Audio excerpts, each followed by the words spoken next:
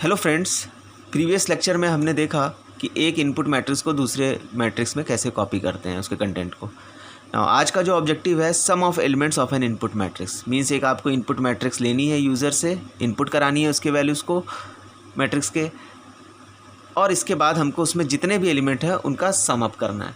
Okay, और सम के value को डिस्प्ले करना है। ठीक है, तो सबसे पहले प्रॉब्लम समझ लेते हैं। मान के चलिए हमारा एक मैट्रिक्स दिया गया है। एज्यूम करते हैं कि हम 2x3 का एक मैट्रिक्स ले रहे हैं, तो उसमें 2 रो होंगी 0 और 1, कॉलम 3 होंगे 0, 1 और 2। ठीक है, 2 रो 3 कॉलम। ओके, नाउ ये आपको मैट्रिक्स दी गई है, तो ये मैट्रिक्स दी गई है और मान के चल रहे हैं कि यूज़र ने क्या इनपुट किया होगा, 2 4 3 5 1 6, यही एलिमेंट्स यूज़र ने इनपुट किए होंगे। नाउ अब देखते हैं हम कि जो हमारा ऑब्जेक्टिव वो क्या कहता है, इन सारे एलिमेंट का सम, जो हमारा आउटपुट आना चाहिए वो क्या आना चाहिए, इन सारे एलिमेंट को जोड़कर उसका जो रिजल्ट है वो है। सो 2 + 4 6 + 3 9 + 5 14 + 1 15 and +6 21। So result should be 21। इस प्रोग्राम का आउटपुट हमें क्या मिलना चाहिए, 21। ओके, सो अगेन हम लॉजिक पे ध्यान देते हैं कि पहले लॉजिक कैसे काम करेगा। तो लेट्स सी, हम एक सम नाम का वेरिएबल ले लेते हैं, जिसकी जैसे हमने 1D एरे, बिल्कुल याद करिए 1D एरे में इस तरह ये वाला एग्जांपल लिया था। सम एक वेरिएबल लेते हैं जिसकी इनिशियल वैल्यू मैं 0 सेट कर देता हूँ, क्योंकि अभी तक हमने किसी एलिमेंट को जोड़ा नहीं है, तो अभी फ़िलहाल सम क्या है, वो 0 है, कुछ नहीं है। ठीक है, अब हम पहला एलिमेंट जोड़ते हैं। पहला एलिमेंट जोड़ेंगे मीन्स 2, रो वाइज हम एलिमेंट जोड़ेंगे 2। सो 2 जैसे ही मैं यहाँ जोड़ता हूँ किसमें, 0 में। ओके, 2 जैसे ही मैं 0 में जोड़ता हूँ, यानी मैं स्टेटमेंट क्या लिखूँ, +2, यही तो हो रहा है। अब जैसे ही +2 होगा तो रिज़ल्ट क्या आएगा, 2। 0 में 2 जोड़ूंगा तो रिज़ल्ट क्या आ जाएगा, 2। अब ये देखिए कि यहाँ पे जुड़ क्या रहा है, तो I am just adding +A0, यही तो कर रहा हूँ।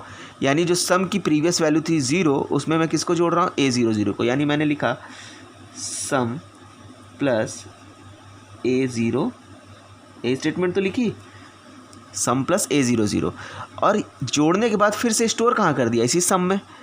तो यानी सम को मैंने एक तरह से अपडेट कर दिया, यही स्टेटमेंट हुई। नाउ अब नेक्स्ट वैल्यू को जोड़ेंगे। नेक्स्ट वैल्यू क्या है हमारी 4, ये किस एलिमेंट पे है, 0 1 पे। तो यानी जो नेक्स्ट वैल्यू यहाँ पे हमारी जुड़ रही है वो अब किस में जुड़ेगी, जो अभी करंट वैल्यू है सम की, विच इज़ 2। पहले वैल्यू क्या थी, 0, यहाँ पे वैल्यू क्या मिली थी, 2, जुड़ के रिजल्ट क्या आया था, 2। अब हमारी अपडेटेड वैल्यू क्या है, 2। तो ये जो 0 1 वाला एलिमेंट है, यानी +A01, ये एलिमेंट किस में जुड़ेगा, 2 में। और जैसे ही जुड़ेगा रिज़ल्ट हमें क्या मिलेगा, 2 + 4 दैट इज़ 6। तो यानी हमने क्या किया, इस सम में A01 को जोड़ा, ये जो प्रीवियस वैल्यू थी सम की 2, इसमें जोड़ा और वापस से फिर किस में अपडेट कर दिया, सम ही में। तो यानी इस रिज़ल्ट को सम में ही स्टोर कर देंगे। क्लियर है। तो सम की वैल्यू अभी 2 थी, एलिमेंट ये था 4, दोनों जुड़े, रिजल्ट मिला 6। ओके, इसी तरीके से ये तीसरा वाला भी एलिमेंट जुड़ेगा, और तीसरा वाला एलिमेंट जैसे ही जुड़ेगा हमारा रिजल्ट क्या मिलेगा, हमें +A02। ठीक है, यानी सम में A02 जोड़ दिया, सम में A02 को मैंने जोड़ दिया, और सम की अभी वैल्यू है क्या, 6 है।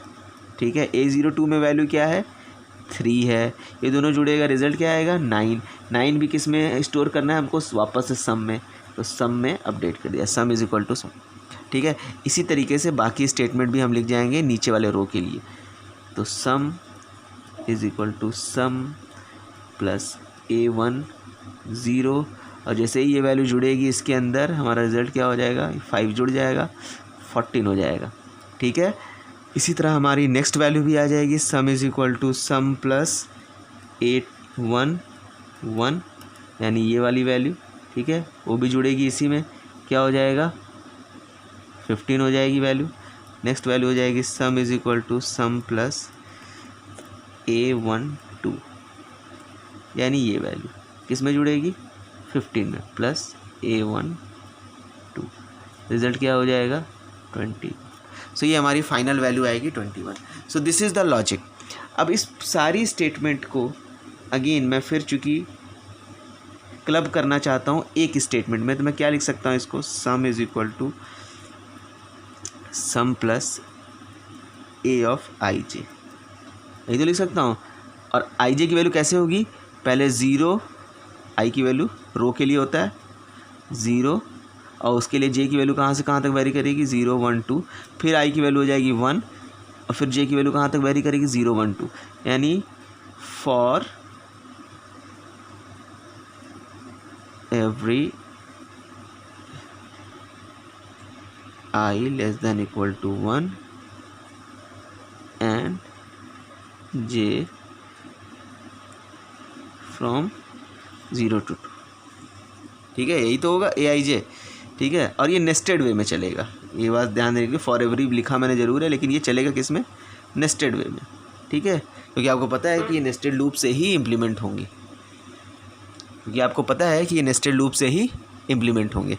तो चलिए हम इसका इक्विवेलेंट प्रोग्राम कन्वर्ट करते हैं इसको प्रोग्राम में, और देखते हैं कि कैसे होगा प्रोग्राम। तो सबसे पहला है, 2 फाइल मैंने इंक्लूड कर ली, hash include stdio.h hash include conio.h void main. ठीक है, तो सबसे पहले हमको क्या चाहिए था, वो एरे चाहिए जिसमें हमको इनपुट लेना है एलिमेंट यूज़र से।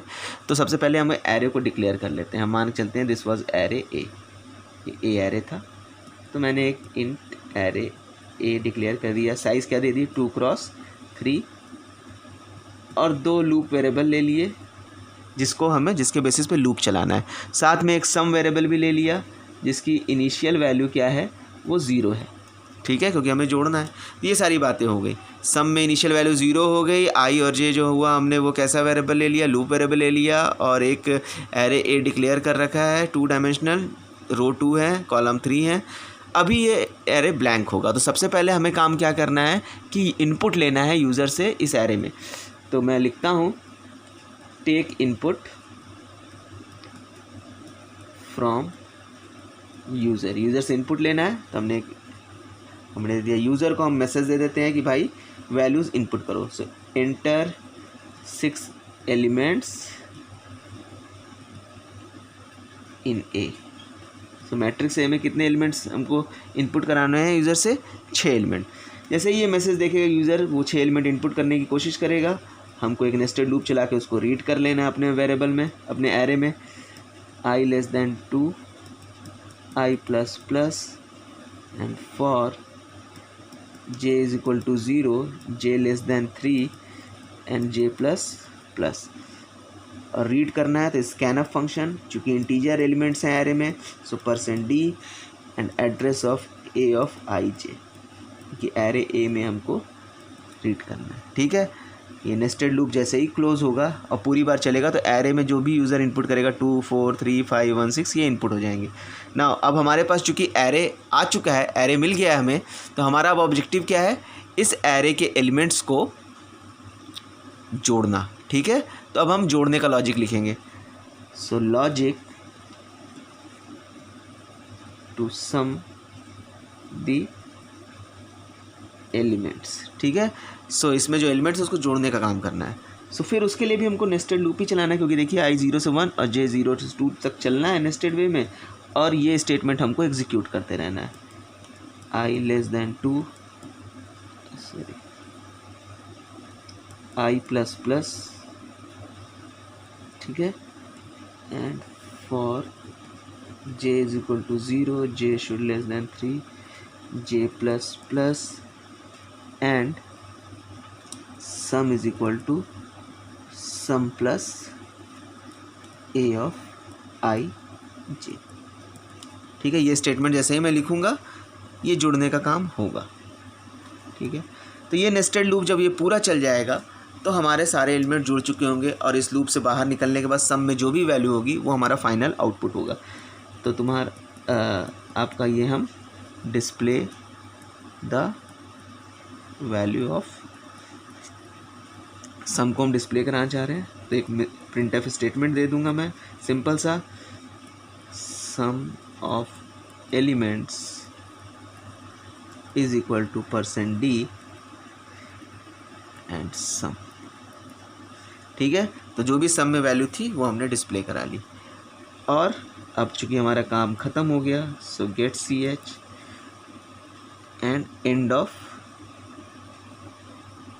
मेन फंक्शन, ये मेन फंक्शन हमारा बंद हो गया।